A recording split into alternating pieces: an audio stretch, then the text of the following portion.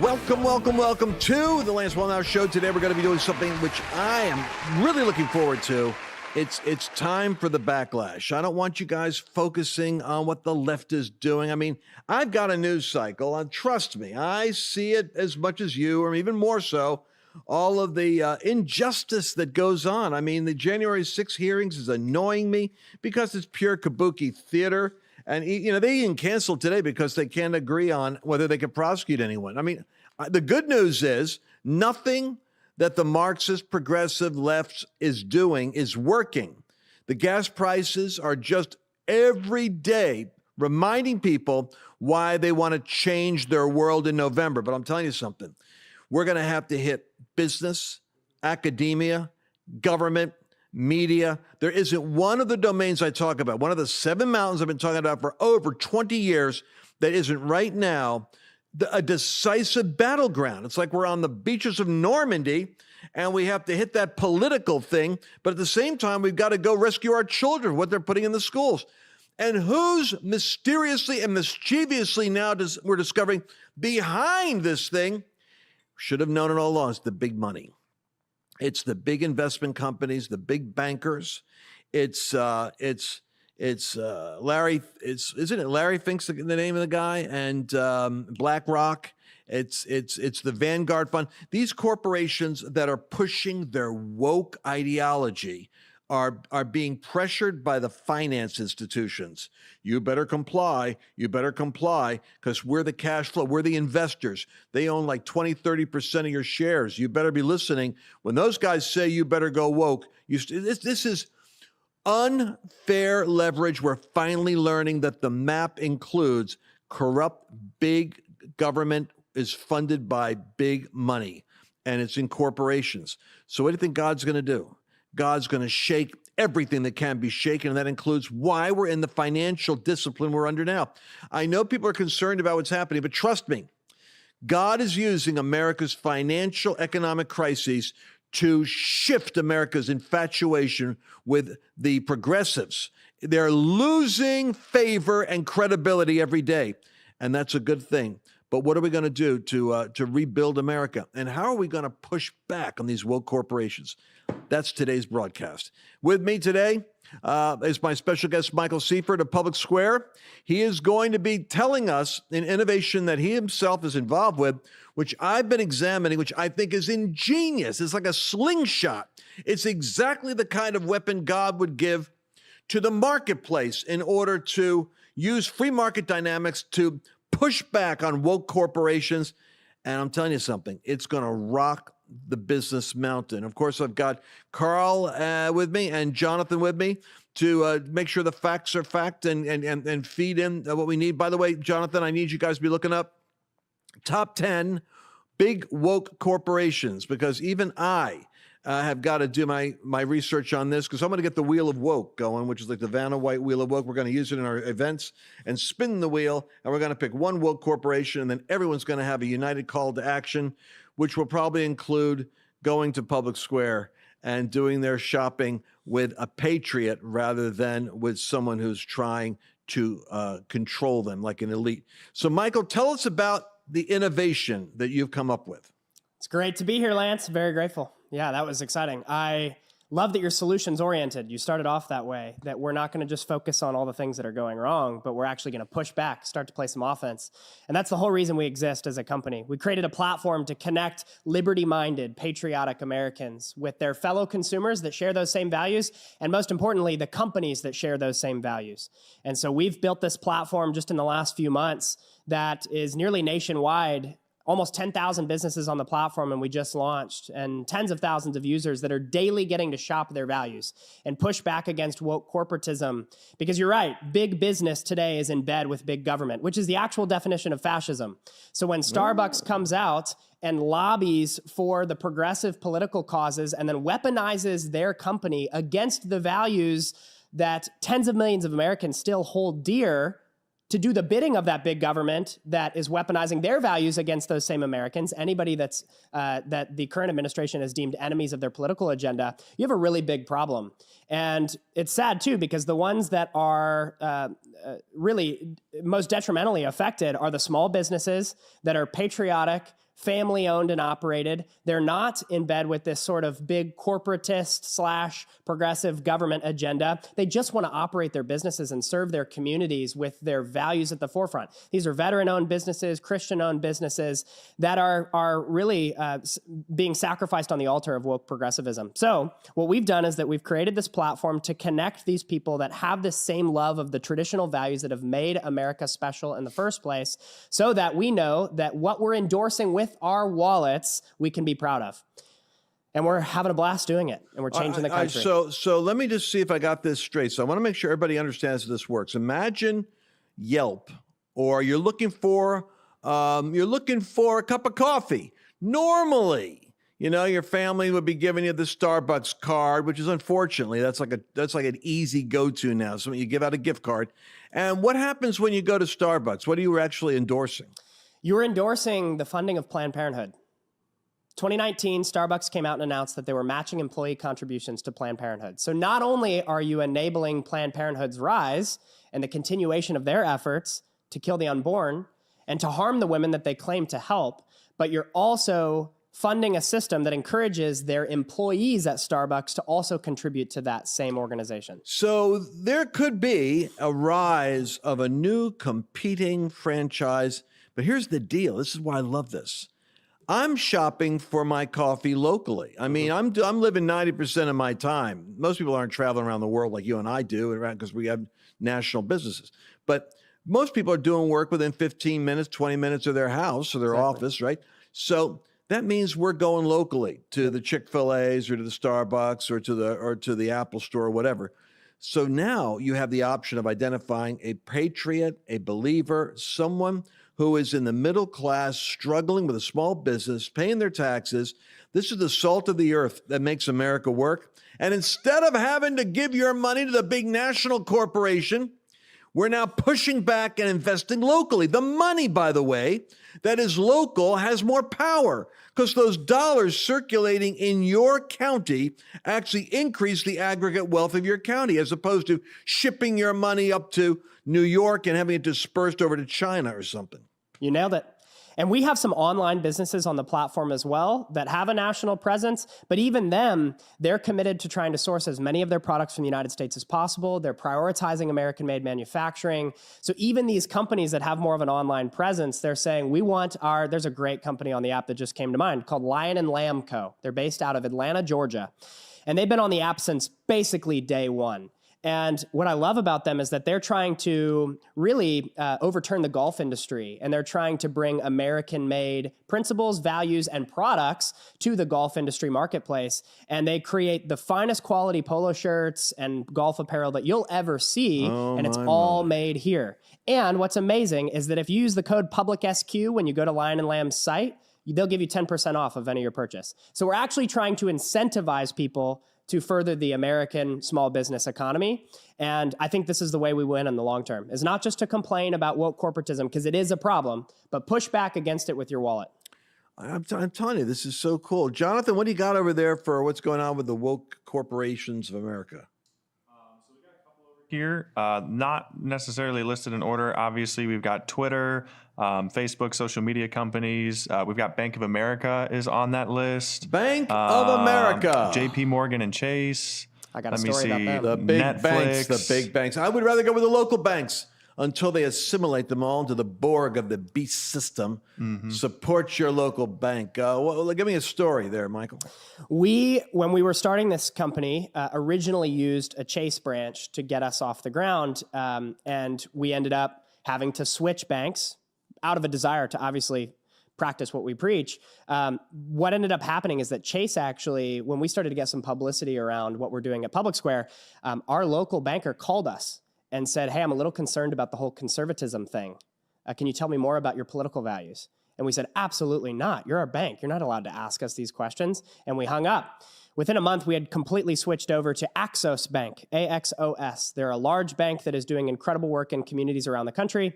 They have a massive online presence, so they make business banking easy. And they are run by a team of patriots that love our country, love these values. Their CEO is a Christian and has stepped in the gap and petitioned for Christian values every single step of the way, especially through the last 2 years.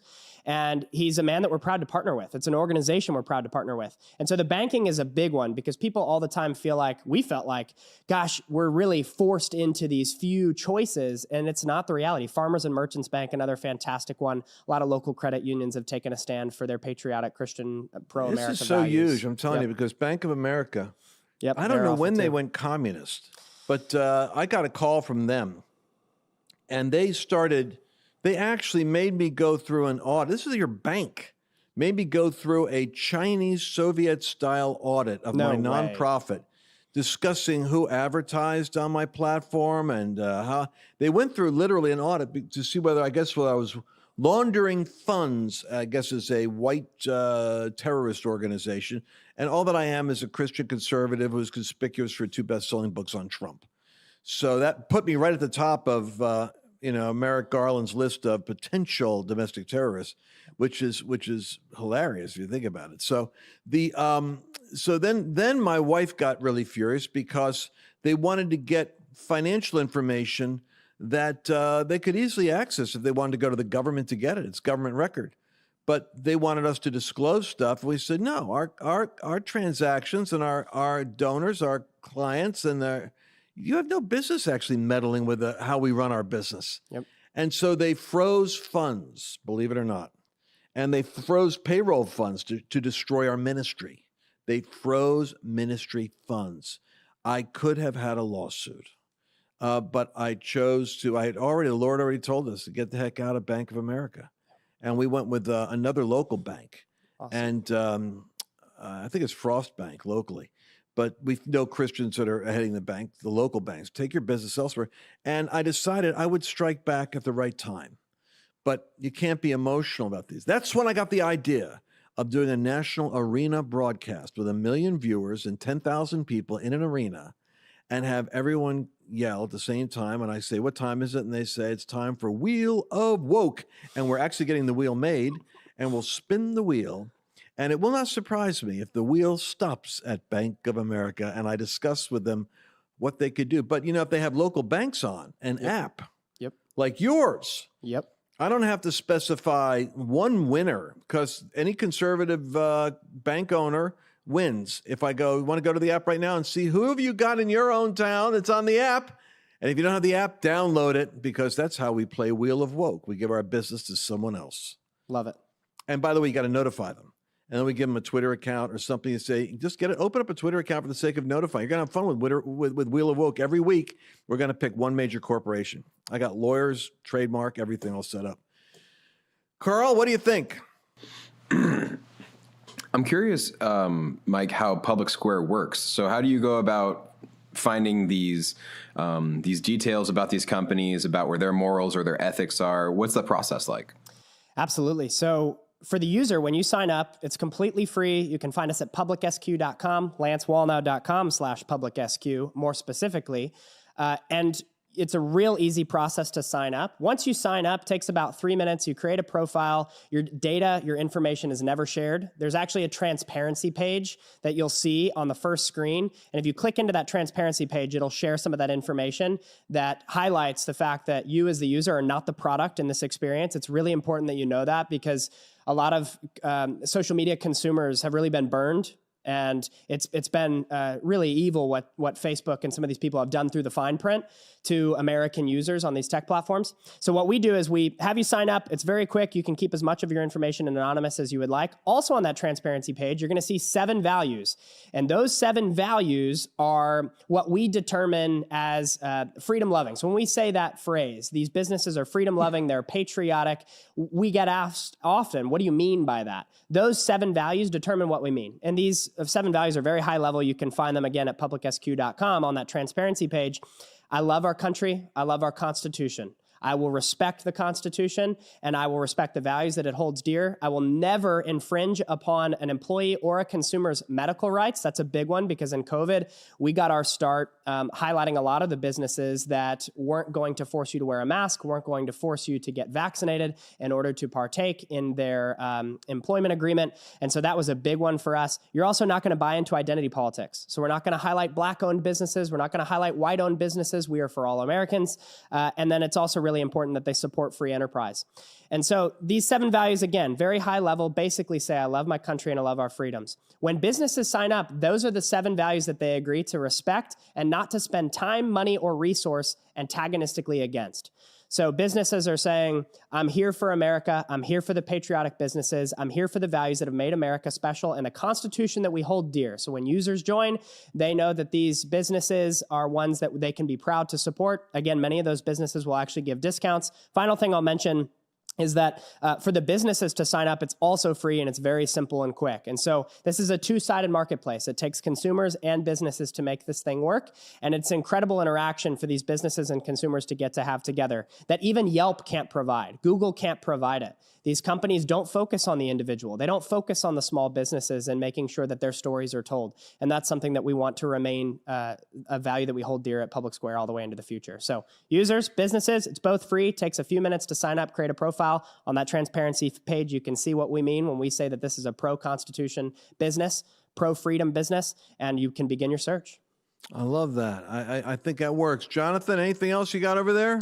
So, and I don't mean to pry in too deeply, but just when I hear you discussing these things, specifically when you say that the users can join for free and the businesses can join for free, and you're specifically saying that the users are not the product with their information and things. So how are you making your profit? How is this a profitable business for you if you're not getting it from the users and you're not getting it from the companies to join and be on your platform? Fantastic question. So when businesses join, again, completely free, there's a question that's asked at the end of the business onboarding experience. And it says, would you like to inquire about increased advertising exposure within the platform? Because here's what's happened. We've had businesses that join the app and there's a hair salon that comes to mind immediately. Their profits jumped 500% in a month because of their exposure on Public Square. With a simple free profile, they've had consumers visit them in droves because they know that there's values alignment there. And they're tired of supporting the salon in their local region that is part of a mega sort of conglomerate that has acted against their values and celebrates Pride Month and all the different things. They find a barber shop or a salon on the app and they say, wow, okay, this is something that I feel like I can trust here. They'll go and they support. What ends up happening as a byproduct of that is that the small business that's on the app that has taken a stand for their values sees their profits surge through the roof. Those businesses then say, wait, how can I experience more of that? And so what we've actually done is that we have made money through selling subscription advertising, meaning we don't have to sell user data to the businesses to make money. Businesses can pay for certain features. They can pay for an email blast. They can pay for push notifications that get sent to different users in communities around the country. That's how we make money. And what's incredible is that we've had businesses completely divert their advertising spend away from Yelp and Google because they finally have found a values-aligned advertising source that allows for their business to flourish and prosper in a way that is far more profitable than any of their other advertising interactions thus far. So that's how we make our money. And again, that's labeled in the transparency page. Users can check that out. We want to be honest. Leave it to my millennial producers to have to ask you those questions. I love it. Forcing you through the grid, Happy almost to. near socialist grid of giving back to the community, by the way, the profit motive is the sanctified motive. It goes to Abraham, Isaac, and Jacob, where they sow generously, but they reap generously. I want to just conclude with one thing. There's a great verse in the book of Romans, first chapter, where Paul is writing on his way to Rome. And he says, pray that I have a prosperous trip to Rome. Now, the Apostle Paul is getting his prosperous trip to Rome. And if you know your Bible history, which very few people actually do know their Bible history, you'll find in like the 24th and 25th chapters of the book of Acts, Paul gets his prosperous trip to Rome. He gets on board a ship as a prisoner, going to be tried over the issue of charges against him, brought by Jews who wanted to kill him. And he advises the ship owner and the captain and the centurion who is in charge of the Roman soldiers not to leave the port that they're in, for he perceives, as a man of God, that they should stay there for the winter because it would be dangerous if they were to depart. He has a premonition that the devil will try to kill him on the way to Rome. And sure enough, they overrule him and take off for Rome. They get caught in a perfect storm, a three-way storm, and they end up having to throw their cargo over, so they've lost their economics. Then they start worrying about if the ship's going to break up or if they're going to die. And an angel comes to Paul and says, "Fear not, Paul, for you have an appointment in Rome, and God is granting you all them that sail with you," meaning he's no longer sailing with them. He is going to be delivered because he's got to go appear before Nero. And God is going to deliver him and everyone sailing with him. He's no longer on their ship. They're sailing with his ship. He has shown that the ship will break up, Michael, and the ship does break up. It breaks up on an island called Malta.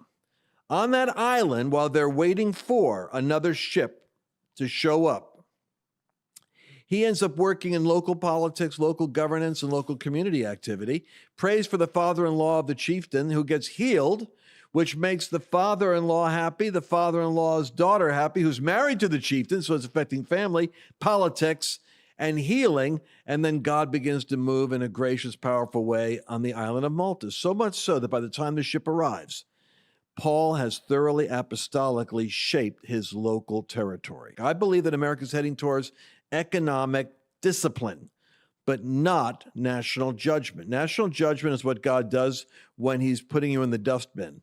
Discipline is what he's doing when he's trying to spare you getting put into the dustbin of history. So America's going through a divine spanking right now, and it's going to be manifesting at the gas pump, and it's going to manifest in other places. But God has a strategy for his people. I believe, Michael, the reason I met you and the reason I wanted to do a broadcast just with you, which I don't always do, people will attest, is that I believe that God is going to begin to release innovative ideas for the sake of his people that are going to be able to enable them to prosper in Malta while he's dismantling and rebuilding the ship of state and reforming our economy. And I think that every one of you that wants to get a hold of that message on America's prosperous shipwreck, the prophetic blueprint for how to survive the shaking that has already started, go to lancewallnau.com/public SQ. lancewallnau.com/public SQ. It costs nothing to sign up for the app. Sign up for the Public Square app. Join me there so we can find you and your business. And we're going to start identifying small businesses because Malta will flourish while the nation is being disciplined. Your backyard, your life, I promise you, under the hand of God is going to be a rich season of God's divine visitation. And I believe that America shall survive. And it's going to be because of young men like you, young guys we've got like on my show over here, remind me why I do this at my age. Why am I doing this? Why am I making myself a target when I could retire? Because I believe in the call of God, and I believe that the greatest form of life is obeying what God called you to do, and he has a lot for you youngsters that you got to do in the future. So you want to go to lancewallnau.com/public SQ, Public Square. And so thank you very much for being on our show today, Michael. It's an honor, Lance. Thanks for having me.